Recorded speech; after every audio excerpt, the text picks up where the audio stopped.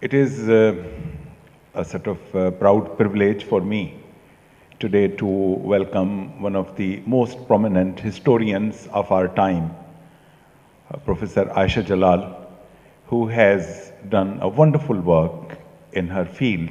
She is considered as an authority on South Asian history, so it would be a very educating moment for us to listen to her. And with these words, I thank her and invite her to come to Rostrum and speak to us.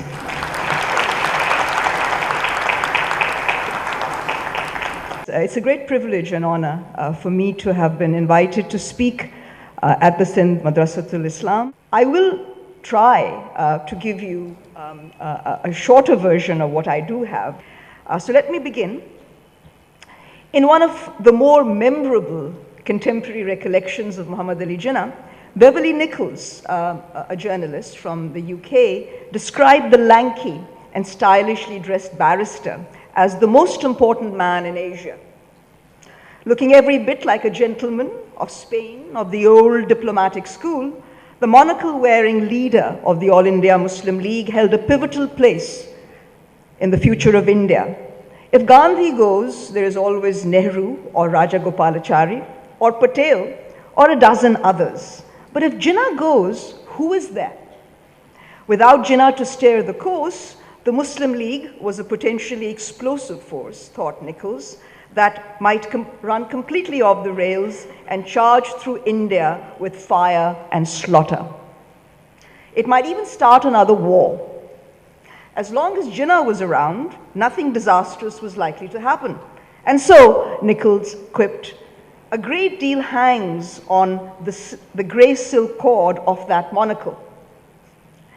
If Jinnah was the most important man in Asia on the eve of the British withdrawal from India, he was certainly not the only one flexing his muscle. His early death in September 1948, as you all know, robbed Pakistan of a much-needed steadying hand at the helm during an uncertain and perilous time. With Jinnah no longer around to read the occasional riot act, constitutional propriety and strict adherence to the rule of law were early casualties of the withering struggle between the newly created center, Pakistan Center, and the provinces that became part of Pakistan. Instead of being settled and made part of an honored constitutional document, there is even today bitter disagreement on the principles and practices in Pakistan, nearly 70 years after its establishment. I mean, we're hitting 70 very soon. So while there's no denying the centrality of Mahomedali Jinnah's iconographic location in Pakistani national consciousness, the gaping chasm between the nationalist icon and the savvy political practitioner cannot escape historical scrutiny. Across the 1947 divide, clashing representations of Jinnah and his politics highlight the fissures in the Indian national imaginary.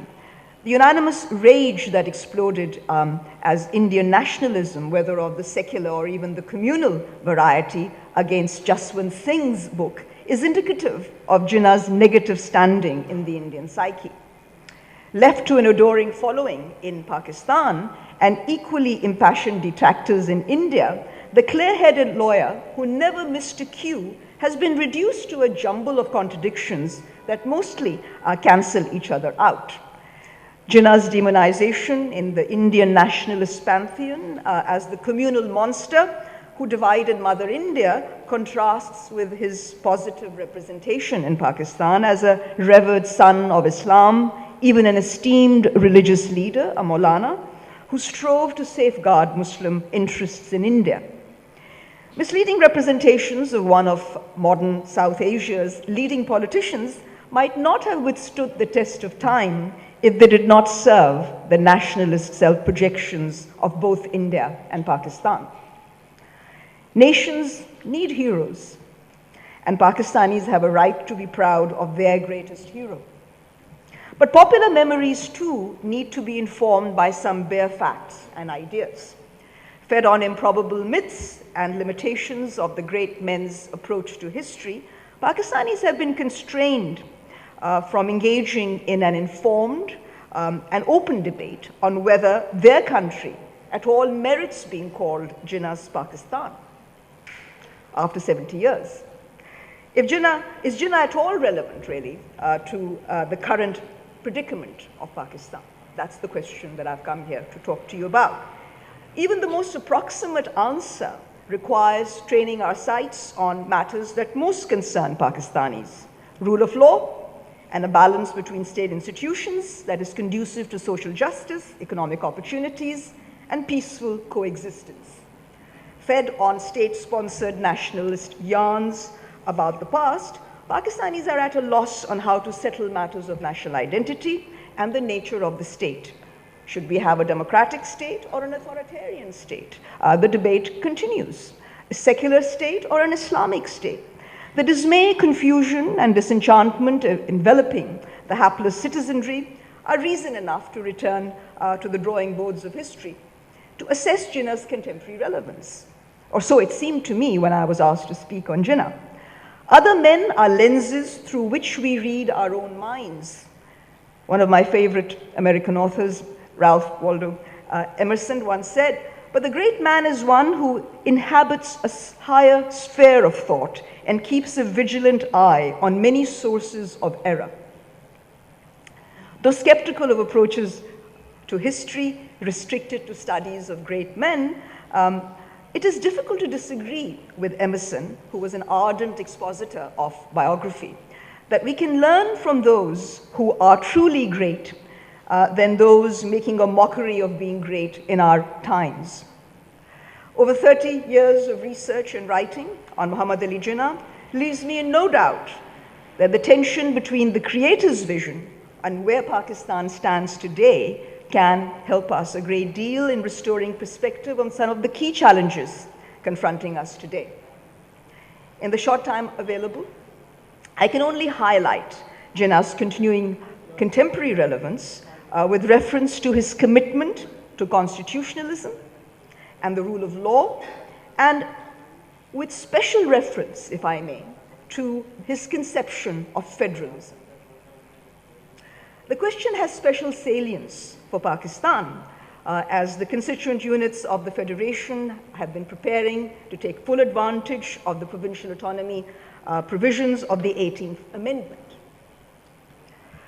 There can be no dispassionate understanding of Jinnah's place in history, far less his role as a federalist par excellence, without salvaging his political career from the cobwebs of prejudice and partisan comment about his role in India's partition.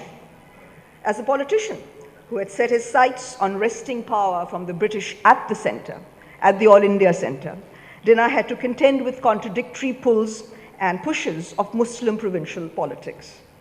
By becoming the Muslim spokesman, he tried negotiating a constitutional arrangement based on a sharing of power between the Congress and the Muslim League, representing Hindus and Muslims respectively. Even great men make history under certain constraints. Many find it remarkable that Mr. Jinnah made history despite overwhelming odds. If there has been a bit too much focus on the history Jinnah made, there is still much to be said about the history that made Jinnah. There is no more glaring contradiction between the founder's vision and Pakistan today than the history, the long history, if I may say so, of constitutional stalemates between the judiciary and parliament, the civil-military tussle, and the fragmentation and loss of institutional ethos among the administrative services that have been innovating the energies of faltering elected governments and distracting from the state's primary role as a provider of security of life and property, to say nothing of economic opportunity and well-being. The logical conclusion is not, as some are wont to assert, that Pakistan is incapable of evolving a viable democratic system and destined to remain as a centralized authoritarian state under military rule. Pakistan's struggle for democracy has suffered from sustained political dysfunction caused by the staggering nonchalance shown by successive governments for the aspirations of the federating units. Despite progress in devolving power to the constituent units under the 18th Amendment, it is by no means obvious that Pakistan has strengthened or is even in the process of strengthening its federalism. Strong federations are not just made by a decentralization of power to the lower levels of administration, but in striking the right balance between the different tiers of state authority and giving the constituent units a stake at the federal center. Simply devolving power may in certain circumstances be detrimental to good governance if the infrastructure is absent, and heighten, not lessen, provincial grievances. Allowing interested parties to stir trouble by encouraging secessionist and quasi-secessionist trends. In other words, power sharing at the center cannot be reduced to decentralization alone. Indeed, in certain circumstances, of which the partition of India in 1947 is a primary example, decentralization unmatched by effective power-sharing arrangements at the center may well jeopardize the future of the federation. This raises the key question. What did federalism mean to Mahomedali Jinnah, the die-hard constitutionalist? And how relevant is his perspective to Pakistan today? Those prone to rushing to conclusions without accounting for the historical context may slam Jinnah's insensitivity towards provincial aspirations for cultural and political autonomy at the time of Pakistan's creation, as people have never ceased doing. After all, the Quaid wanted Muslims to get rid of the disease of provincialism and thought it a great curse that India's Muslims considered themselves to be Sindhi, Punjabi, Pathan, or Delhi Muslims first. If to err is human, then to be great is to be misunderstood. Everyone makes errors of judgment, though some do with intentions less noble than the desire to lend some semblance of unity to an incipient state born amidst pools of blood in a hostile and forbidding neighborhood. What I'm trying to get here is that you have to understand the context in which Jinnah started. The uncertainties of the immediate post-independence era, marred by horrific bloodletting and the forcible movement of several million people, confounded the task of matching deeds and principles. Jinnah's death within a little over a year of independence makes it difficult to surmise whether he would have compromised his commitment to constitutionalism and departed from principles he enunciated in articulating the case for a Pakistan. Even after allowing for his centralist predilections, Jinnah's sense of constitutional propriety would have prevented him from either approving or going along with the unconstitutional machinations in the immediate aftermath of independence that effectively sank Pakistan's chances to establish a viable federal and democratic polity. Eager to score points against his opponents, the suave barrister with his eye-catching monocle, I'm just giving you some photographs here, adapted to new political realities without losing sight of the goals that animated his public career since its inceptions. An anglicized and moderate politician of the liberal ilk, Jinnah, if he were in our midst today, would recoil at his battered image in secular and democratic India. He would find no comfort also in his portrayal in Pakistan as a fervent Muslim. I know of no religion apart from human activity, the Quaid-i-Azam had written to Mahatma Gandhi in January 1940, as it provides a moral basis for all other activities. Jinnah's broad humanistic outlook and vision for the subcontinent has sadly been distorted in the country that he created. And that has much to do with the political gamesmanship that has been played out here by authoritarian regimes and self-styled ideologues of Islam. The ground rules for the future relationship between the government and the citizenry were laid down by the Quaid-i-Azam, as we all know, in his inaugural speech to the Pakistan Constituent Assembly. The first duty of a government is to maintain law and order so that the life, property, and religious beliefs of its subjects are fully protected by the state.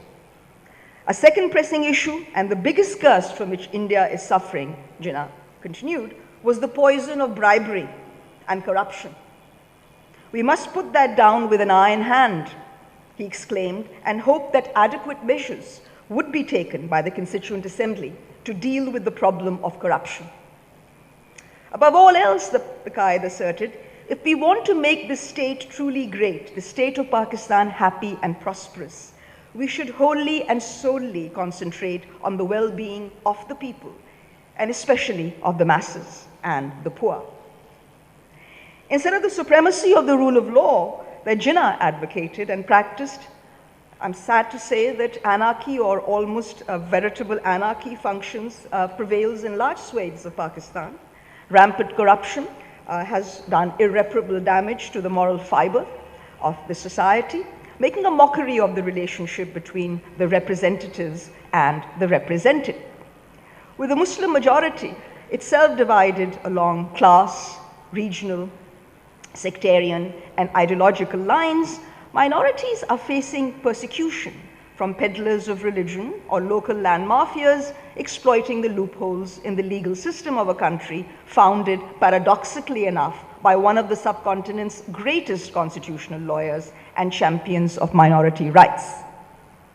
Whether you are Muslim, Hindu, Parsi, or Christians, he told journalists at Allahabad in April 1942, all I can say to you is that however much I am criticized, however much I am attacked, and today I'm charged with hate in some quarters, I honestly believe that the day will come when not only Muslims, but this great community of Hindus will also bless, if not during my lifetime, after I am dead, the memory of my name. Jinnah drew an analogy between himself and the first man to appear on the street with an umbrella, only to be laughed and scorned at by the crowd because they had never seen one before. You may laugh at me, he said, but a time will soon come when you will not only understand what the umbrella is, but use it to the advantage of every one of you. As a state for whose creation he is credited stands dangerously poised at the crossroads of chaos and order, amid new and emergent shifts in domestic, regional, and international politics, Pakistanis and also their hostile neighbors, Indians, urgently need to grasp the meaning of the Quaid-i-Azam's metaphor.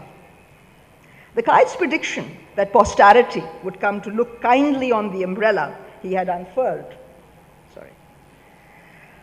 in the form of Pakistan, remains only partially realized. While the more circumspect have been reassessing his legacy over the past few decades, the very mention of his name, as I've already suggested, can fuel acrimonious debate across the Great Divide of 1947, confusing the end result with what Mr. Jinnah had been after all along. His admirers and detractors alike hold him responsible for dismembering the unity of India. While shifting tactics in response to changing circumstances, Jinnah's strategic goals remained remarkably consistent throughout his long political career.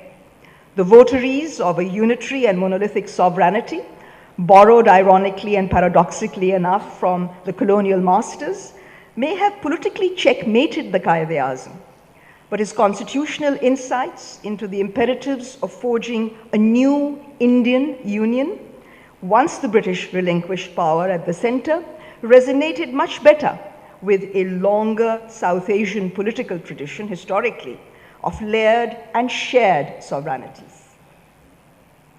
An overemphasis on religion as a panacea for all, explanations for everything, you don't need to go beyond that, it's an easy explanation, in the making of Pakistan, has obscured the role of Britain's changing imperial objectives and the clashing political dynamics at the All India and provincial levels that Jinnah had to contend with in order to achieve his aims of power sharing. It takes nothing away from the passions and sacrifices of ordinary people in 1947 and after to argue that Pakistan owes its existence primarily to Jinnah's astute understanding of the federal principle. Despite his centralist ambitions, he advocated provincial rights within an Indian federation before formally demanding Pakistan. Jinnah's defense of minority rights at the first Roundtable Conference in London during December 1930 led the British media to liken him to the American President Woodrow Wilson. At the plenary session, Jinnah argued that if power was to be transferred to the center, the interests of all minorities had to be safeguarded. The entry of the princely states, the Indian princely states, and for those who don't know it, let me refresh it. 40% of India consisted of princely India, which was 565 princely states, big and small, and the rest consisted of British India, 11 provinces that were British India. So his point is that he argued that the entry of the Indian princely states into the whole idea of an Indian federation fundamentally, radically, he pointed out, altered the situation. It wasn't just about the British Indian provinces, but now also about 40% of princely India. And I do think that people don't understand how important the princely Indian issue really was. Proving that a nationalist is a nationalist, whatever the party affiliation. Jinnah objected to the princely states joining the All India Federation on a different basis than the British Indian provinces. And I'm going to really now talk to you because this is going to get confusing for those who don't understand. Now, what I'm trying to say is that Jinnah had always wanted the British to concede power at the All India level. The British instead used the princely states to prevent that from happening. And when the idea of a federation was finally accepted, and don't forget, for those who know their history, that the Nehru report wanted a unitary center. So the Muslim majority provinces wanted a federal center. So Jinnah's point was that if you bring in the princely states, then the princely states will delay matters because the princely states was asked by the British to determine what they would give up to the center.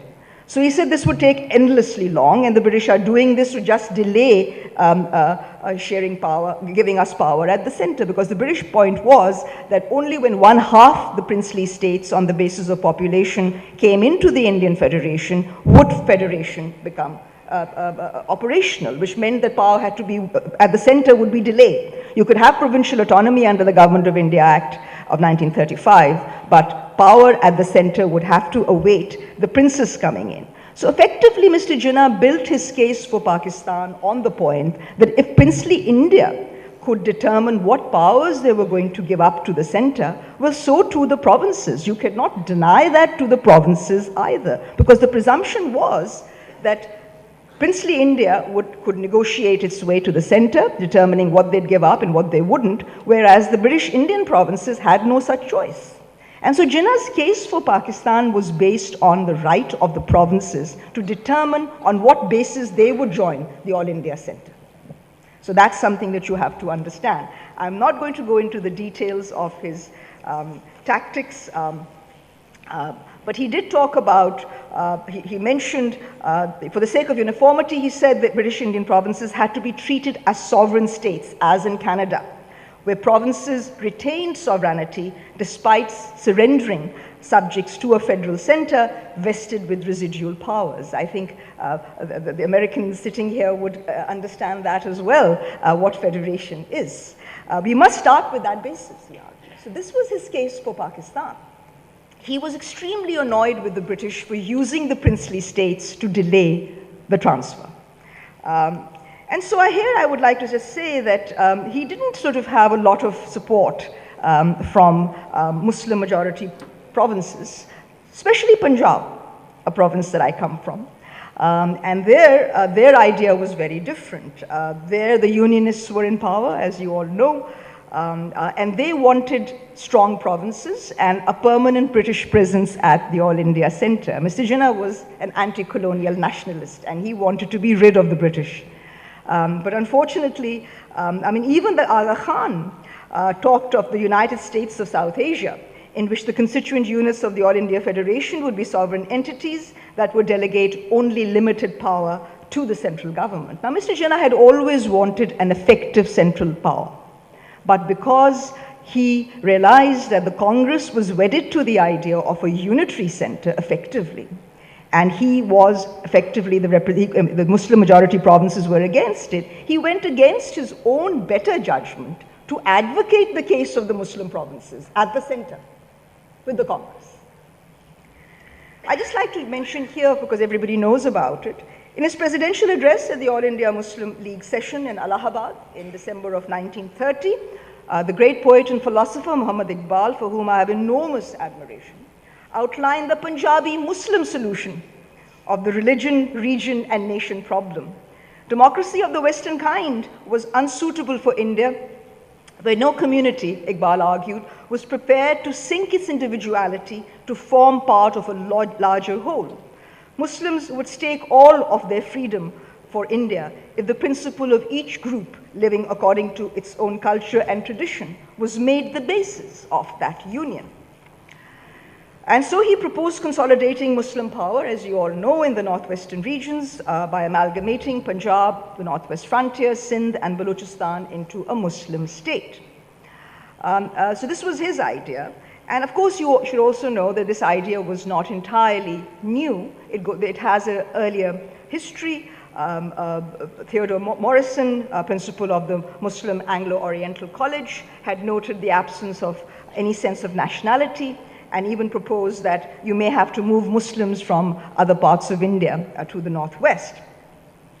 Lala Lajpat Rai, the great Arya Samajist and Congress leader of the Punjab, went so far as to not only echo these ideas, but proposed a partition of Punjab and Bengal if Muslims were going to be insistent in these two provinces that they must have their numerical representation according to population. In the late 20s, the Aga Khan had spoken of an independent India as an association of free states before calling for a United States of South Asia in the mid-1930s. During the roundtable conferences of the early 1930s, Chaudhry Rahmat Ali distributed a leaflet to the Muslim delegates advocating a Pakistan. I'd like to sort of take a minute to talk about this particularly because there's this belief that this was Jinnah's idea. Laughing at the scheme, Jinnah uttered, "I must tell you that for myself, I only have Hindu friends." His relations with Rahmat Ali got off on the wrong track and remained in a state of disrepair even after the creation of Pakistan, when Mr. Chaudhry Rahmat Ali said that the scheme of Pakistan was not his scheme. Now, so the point here is that student schemes had no place in the life of a seasoned politician. Iqbal's scheme was also a non-starter, even though it was located firmly within an all-India context and not as a separate state. So basically, Mr. Jinnah's relations with Punjabi politicians was not very good. And he had differences with Sindhi politicians as well. So, I mean, what I'm trying to get at is that it's interesting that Jinnah knew what he was trying to achieve through this federal idea, and at the second roundtable conference that Gandhi attended and sat on every single committee, Jinnah only sat on one committee. Guess what? Well, he sat on the Federal Structure Subcommittee, demanding that the British introduce full provincial autonomy and at the same time responsible government at the center and not use the princes to delay this matter. So he was very disappointed with this. But I am going to sort of take this, he was annoyed with the Punjab, but the Government of India Act, as you all know, of 1935, which provided the constitutional framework for independence and partition, was one of the reasons that Mr. Jinnah returned to India in 1934, because he was opposed to it. And he was opposed to it because he felt that it was not only not providing a responsible government at the center, but Muslims in the minority provinces were unhappy with its provisions. Muslims in the majority provinces could look forward to work provincial autonomy, but they were not happy. But Muslims in the minority provinces needed a strong center to offset their provincial disadvantages. So this was the reason why Jinnah returned. And he was president of the Muslim League by March 1934. But the problem, of course, and I'm not going to go into that very much, is that Mr. Jinnah, by the time the Government of India Act of 35 was unfurled and he took the League, a moribund League, because the League was practically nowhere during the 20s, where the Khilafat agitation had led to Khilafat committees effectively displacing the Muslim League, which, unlike the Congress, never really transitioned from a debating society of the select to a mass-based organization, like under Gandhi during the 1920s, the Congress did. So this was a problem for him. And he kept talking about the need for unity. But the 1937 elections, as you all know, even in this great province of Sindh, regional parties were favored over the Muslim League. And the Muslim League, despite possessing separate electorates, managed a measly 4.4% of the total Muslim vote. So that gives you an idea of where Mr. Jinnah started. The outbreak of war in Europe changed matters.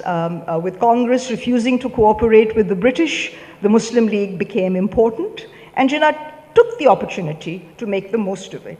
And it was in that context that the Muslim League's Lahore Resolution of 1940 has to be seen. I might just remind some of you who have not read the resolution for a while.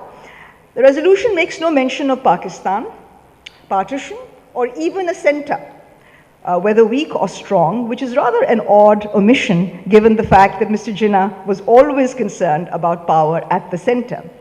The crux of the League's demand was that all future constitutional negotiations from now had to be based on the idea that Indian Muslims were not a minority, which is what separate electorates signified, but a nation on an equal footing with the Hindu nation.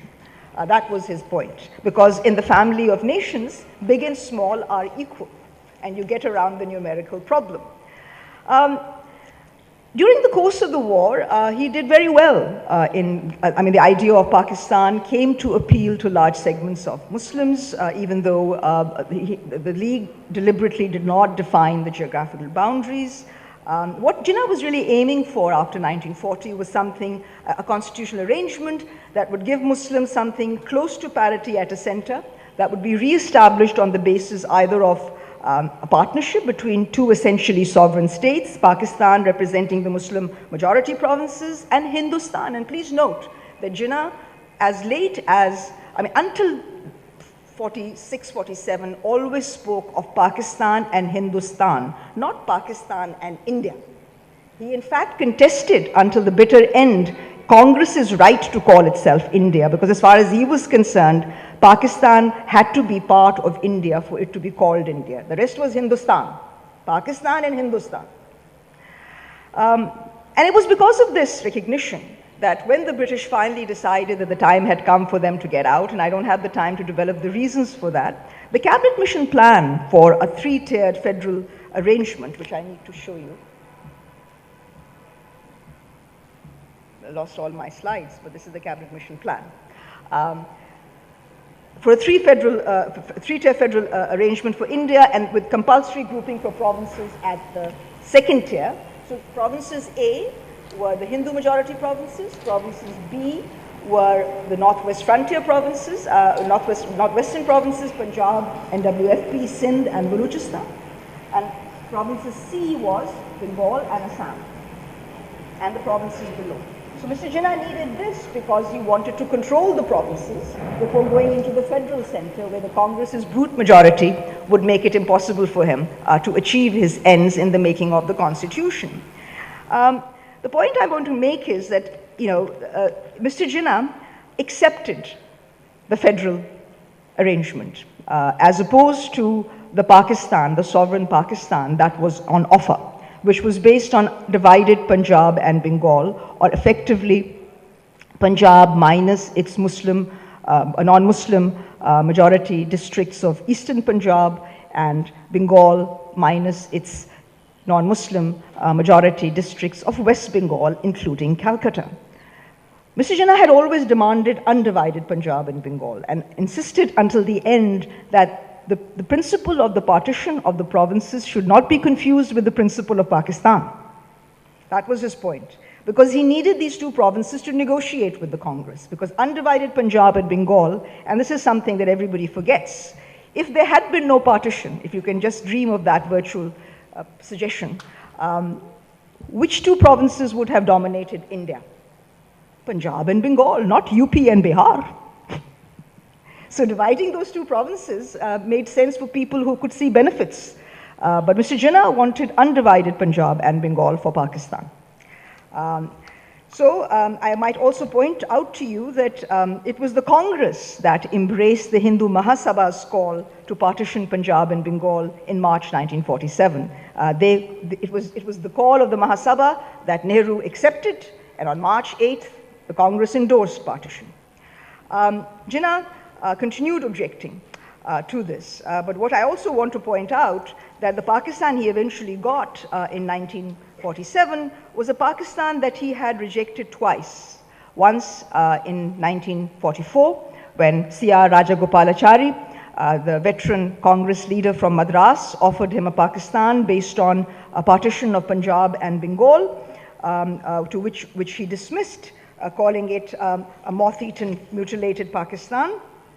And the second time was, of course, at the time I've just mentioned of the Cabinet Mission Plan of 1946. That is merely 1 year before Pakistan came into existence. He accepted this and went back on it because the Congress would not accept grouping. Gandhi said grouping is worse than partition. Jinnah said grouping is the guts of the matter.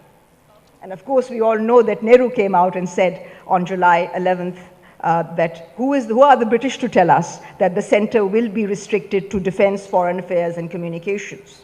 That was the idea, the three-tiered federal arrangement. The federal center would only have powers for defense, foreign affairs, and communications. All other powers would rest in the provinces. That was the game. Now, I just want to say, finally, as I conclude this, as the fragile crust of order, as the British insisted on getting out of India quickly, Jinnah's options narrowed, ultimately forcing him to acquiesce to a Pakistan that was really a shadow of what he had devoted his life to achieve on behalf of India's Muslims. In the brutal metaphor of Britain's last viceroy, quote, administratively, it was the difference between putting up a permanent building, a Nisan hut, or a tent. As far as Pakistan is concerned, we are putting up a tent. We can do no more. Mountbatten fully expected the fragile tent to collapse because tents, as you all know, are folded up pretty quickly. If not for a series of astute moves by Jinnah as the Governor General, I mean, I know that there are quarters in Pakistan that questioned Jinnah's decision to become Governor General, and I wrote an article soon after I finished my thesis, that if he hadn't really taken on as the Governor General of the new state, Pakistan may not have succeeded in belying the last Viceroy's wicked prophecy. The price paid for survival, however, has been unacceptably high. Extended periods of political denial, economic exclusion under military dictatorship have generated resentments in entire provinces, wreaking havoc on Pakistan's fragile federal configuration. The aim of the radical fringe in non-Punjabi provinces, including Sindh, is no longer the 1973 constitution, on which again I don't have much time to speak, but the Muslim League's 1940 resolution with its confederal overtones, promising maximum autonomy and sovereignty to the constituent units of the proposed Muslim state. The willingness of Pakistanis to contemplate a notional reconstitution of the federal center to arrive at a more accommodative, fair, and just union will in large part determine whether Jinnah's case for a Pakistan can withstand the paralyzing challenges of the present and the trials and tribulations of an uncertain future. Jinnah's case for Pakistan rested not on religious exclusivism, but sound constitutional principles of federal rights. His motto of unity, discipline, and faith, and message of hope, courage, and confidence, to say nothing of what I think is his most memorable statement, failure is a word unknown to me, ought to be inspiration enough for Pakistanis to grasp the nettle and save their country from chaos and disintegration. We have a state, Jinnah said, in which we can live and breathe as free men, and I would add women too, and which we can develop according to our own lights and culture, and where principles of Islamic social justice can find free play. In stating his conception of Pakistan, the Quaid-i-Azam acknowledged the continued salience of some sort of a state of temporal and spiritual union presiding over regions with shares of sovereignty and citizens with multiple identities, an idea of freedom where Pakistanis in all their diversities and differences could live the lives they valued with dignity, responsibility, and a sense of security. It is tragic that the nation state that is the embodiment of Muslim aspirations and distinctive culture in the subcontinent has not only failed to realize the expectations of its main architect, but made a travesty of the federal principles on the basis of which he advocated and ultimately won the case for Pakistan. The 4 decades since the end of World War II were the heyday of indivisible, non-negotiable sovereignty across the globe. Since the late 1980s, there has been a perceptible weakening in the hold of that dogma. The very fact that the European Union, for all its problems, talked about shared sovereignty is what I'm alluding to. Jinnah's legacy is especially pertinent to the enterprise of rethinking sovereignty, not just Pakistan, but also South Asia and beyond in the 21st century. If Pakistan and also India can shed the dead weight of the colonial inheritance of an idea of non-negotiable sovereignty which goes against the face of their own history of shared and layered sovereignties, I think that there would be hope for a very different kind of accommodation of the animosities that have made things so difficult for this region. And so I think that if they were to do that, a broad South Asia union with India and Pakistan as sovereign states may yet come into being under the capacious cover of Jinnah's metaphorical umbrella. Mechanical adherence to a fading idea like monolithic sovereignty, which was a colonial idea, has stunted the subcontinent's imagination ever since the fateful summer of 1947.